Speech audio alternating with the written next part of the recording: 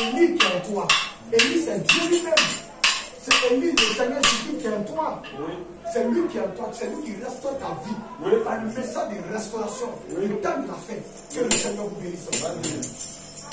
Alors nous allons voir le message de Élie, la mission de Élie. Que le Seigneur vous bénisse. Oui. C'est ce que n'importe qui te disait. Il savait qu'il avait satisfait aux exigences de Dieu. Les gens venaient condamner qui Job. Oui. Mais Job savait que sa vie était en ordre avec la parole. Oui. Et il n'était pas paniqué. Et il se tenait sur le sang de l'Holocauste. Job se tenait sur le sang de l'Holocauste, c'est-à-dire les sacrifices. Là-bas, c'était les sacrifices des animaux. Mais aujourd'hui, si les gens veulent dire qu'ils viennent te condamner, mais toi, tu te tiens sur un sacrifice éternel. Et ce sacrifice éternel, c'est le sacrifice de Dieu lui-même. Le sang de Dieu lui-même. Que le Seigneur vous bénisse. Et remarquez, à la dernière heure de la tentation, on lui a dit de maudire Dieu et mourir. Même la femme de Job lui a dit il faut maudire. Il faut maudire ton Dieu là. C'est lui qui t'a mis dans cette situation.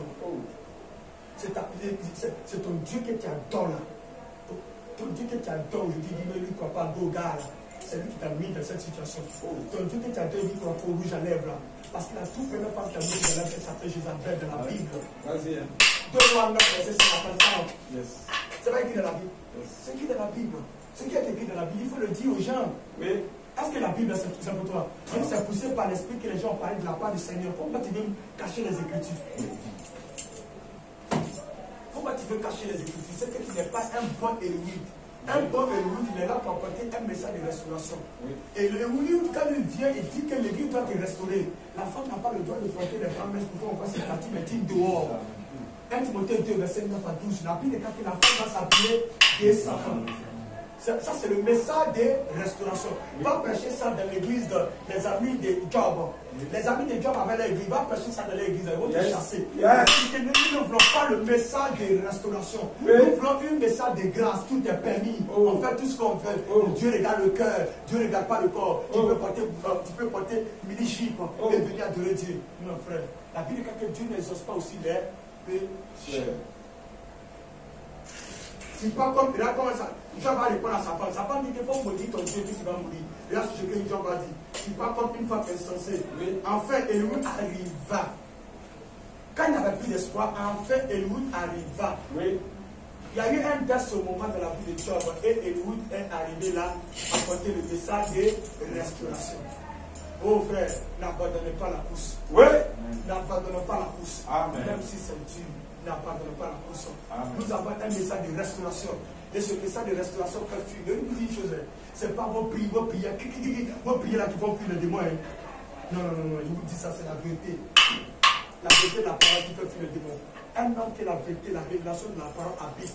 Satan a peur de deux choses. La peur de deux livres, la Genèse et l'Apocalypse.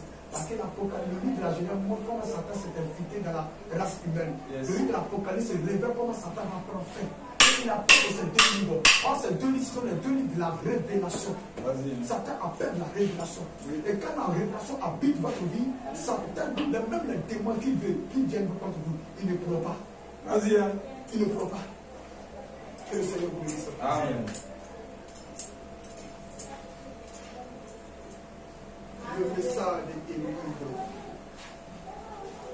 Mais Job voulait savoir où Dieu résistait afin d'aller frapper à sa porte et lui parler. Oui. Est-ce que tu n'as pas envie d'aller chercher où Dieu est? Amen. Dieu est dans sa parole. Dieu est dans sa parole. Qui t'a dit que Dieu est dans l'église, dans le bâtiment? Dieu est dans sa parole. Yes, que le Seigneur vous bénisse. Yes, est-ce que quelqu'un ne peut pas Dieu? Amen. Il n'y a pas quelqu'un qui a peur de Dieu. Tu es tellement promené dans les églises. On t'a tellement menti à l'église. L'église t'a tellement séduit. Aujourd'hui, tu es supérieur qui n'est pas là-bas. C'est lui qui te donne des ordres. L'église est conduite par le Saint-Esprit. Yes. L'église n'a pas de supérieur. Le supérieur de l'église, c'est le Saint-Esprit. C'est lui qui est le supérieur de l'église. Oui. Parce que le Saint-Esprit a été donné aux hommes pour conduire les hommes. Oui. Les animaux ont été donnés pour être conduits par les hommes. Nous avons été donnés pour être conduits par le Saint-Esprit. Oui. Nous, c'est le Saint-Esprit conduit. Yes. L'église est conduite par le Saint-Esprit. Oui. Mais aujourd'hui, regarde dans nos églises aujourd'hui. Comment quelqu'un qui est assis à Rome, le pape, il est ici, il donne une note aujourd'hui, il dit prêcher. Vous allez regarder dans toutes les églises évangéliques catholiques, ils vont prêcher les mêmes messages. Jésus sera. je suis là. Oh, l'église, c'est un foyer bien. Est-ce que les foyers ont les mêmes problèmes? Comment aujourd'hui on va presser Jésus pleureur ici? On prend Jésus pleureur dans toutes les églises. Les églises n'ont pas les mêmes problèmes. On peut par inspiration, on peut par révélation. Quand Dieu te donne le message que tu donnes à son église, tu dois apporter ça à son église. Comment on peut presser l'église, on peut que Jésus pleureur dans toutes les églises? On appelle ça la dénomination, on appelle ça l'organisation. Dieu n'est pas dans l'organisation. Dieu veut que son église soit conduite par le Saint-Esprit. Il veut être conduit par le message de restauration. Que le Seigneur vous bénisse. Restez avec la vérité. Soyez humbles, les frères et sœurs. Je vous recommande d'être humble ce matin. Je veux que chacun d'entre nous soit humble d'esprit, humble de cœur, afin que le message de restauration puisse pénétrer dans notre cœur. Que Dieu vous bénisse. Oh Seigneur, combien de fois il a vu David, il était allé sur une montagne, David a commencé à pleurer. David a pleuré. Jésus, parce que le peuple a abandonné la grâce de Dieu. Jésus aussi est allé sur la montagne des Oliviers. Jésus aussi a pleuré. Aujourd'hui, Jésus a été pleurer à cause des églises. Les églises ont failli aujourd'hui. Jésus aussi a été pleurer. Il a assis là, il regarde ma soeur. Et il regarde mon frère, il a pleuré aussi. Vous êtes en train de pleurer là, mon frère Jésus, encore nouveau. Vous allez payer par vos actes que vous posez à l'église. Vous allez payer par vos actes que vous posez dans vos pensées. Dans vos pensées, dans votre esprit, vous allez payer, mes frères. Amen. Les actes que vous posez à longueur de journée, vous allez payer. Répondez-nous. Que chacun se répande. Et quand Dieu a parlé à Job par l'intermédiaire de qui Elohim, la Bible dit que l'esprit est venu sur qui? Sur Job. L'esprit est venu. Quand Dieu vous apporte un message de restauration, l'esprit est venu sur qui? Job. Amen. Amen. Voilà pourquoi dans le livre d'Ézéchiel, Ézéchiel 37, prenons notre Bible. Ézéchiel 37. Verset 1 à 14. On va lire tout doucement. Quand Elohim a parlé à Job, l'esprit est descendu sur Job. Prenez Ézéchiel 37. Ézéchiel 37, on le lit. Verset 1 à 14. La main de l'Éternel fut sur moi, et l'Éternel me transporta en esprit, et me déposa dans le milieu d'une vallée remplie d'ossements. Il me fit passer auprès d'eux, tout autour, et voici, ils étaient fort nombreux. À la surface de la vallée, ils étaient complètement secs. Il me dit, fils de l'homme, ces eaux pourront-ils revivre? Je répondis, Seigneur éternel, tu le sais. Il me dit, prophétise sur ces eaux et dis-leur, ossements desséchés, écoutez la parole de l'Éternel. Écoutez bien, regardez ce qu'il va dire ici. Là, Ainsi parle le Seigneur l'Éternel à ces eaux. Voici, je vais faire entrer en vous un esprit et vous vivrez. Je vous donnerai des nerfs. Rive à quoi? Alors, Ézéchiel a vu des zones qui étaient quoi? Desséchées. Or, ces zones qui étaient desséchées, c'était la vie du peuple d'Israël. Oui. Est-ce que vous voyez, non? Oui. Les zones qui étaient desséchées, certainement ici, vous êtes desséchés. Oui. Et vous êtes venus ici, à l'hôpital. Oui. Dieu dit quoi? Il dit, je vais vous donner quoi? Des nerfs. Il dit, je vais vous donner quoi? Des nerfs. Oui. C'est ça? Oui. Hein? Je ferai croître sur vous de la chair. Il dit, je vais vous donner la chair. Chair. Je vous couvrirai de peau. Il dit, je vous couvrirai de peau. Hein? Je mettrai en vous un esprit. Il dit, je mettrai en vous un esprit, c'est bon. Quand Elohim a commencé à causer avec Job, l'esprit est venu sur qui? Job. Ça c'est Job 14, l'esprit est venu sur Job. Mais quand on arrive dans Ézéchiel 17 aussi, et quand on arrive là-bas, le prophète Ézéchiel va dire des eaux qui étaient desséchées.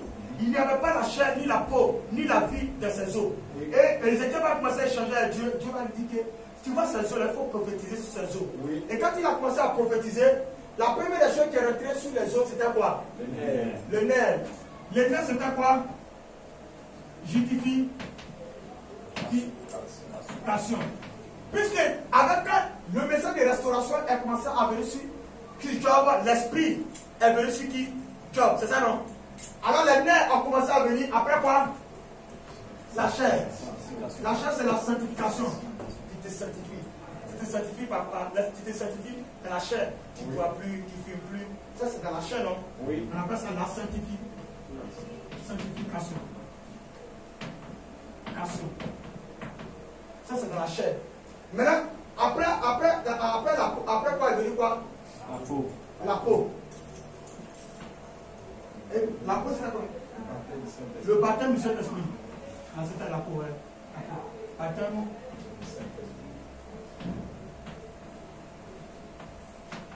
Du Saint-Esprit, c'est ça, non? Oui. Après, l'Esprit, c'est quoi? Le Saint-Esprit est la peau. Bon, on va l'appeler, on va l'appeler la vie en même temps. Amen. Là, c'est vous, donc, l'Esprit est venu sur Job. La vie est venue sur Job. Oui. Voilà. Quand Ézéchiel aussi a commencé à prophétiser, la dernière étape, c'était l'Esprit, la vie qui était venue sur ses os. Et quand la vie entre dans un homme, cet homme commence à vivre, non? Yes. Il peut faire des mouvements. Un homme qui n'a pas la vie, est-ce qu'il peut faire des mouvements? Non. De toi à moi, vous êtes parti une fois à l'hôpital, non? À l'hôpital, là-bas, quand vous constatez qu'une femme met un enfant au monde, dès qu'un enfant vient au monde, là, qu'est-ce que la sage-femme fait? Il ne donne pas des fessées pour que la vie entre. Donc quand la vie entre dans le bébé commence à faire des mouvements, non? Donc ici, la dernière étape qui est l'esprit, la vie entre dans les os, dans l'être humain répand la vie. Parce que si on reçoit la vie éternelle, voilà le détail pour avoir la vie éternelle. Oui. Qui peut être baptisé du Saint-Esprit et puis qui n'a pas la vie éternelle. Le baptême du Saint-Esprit, le baptême, c'est une puissance qui vient sur toi. C'est ça, même. Et le baptême du Saint-Esprit, ça peut venir sur ton corps. Ça peut venir dans ton esprit. Oui. Ça peut venir dans ton esprit. Oui. Mais ici, là, ça c'est au niveau de l'âme.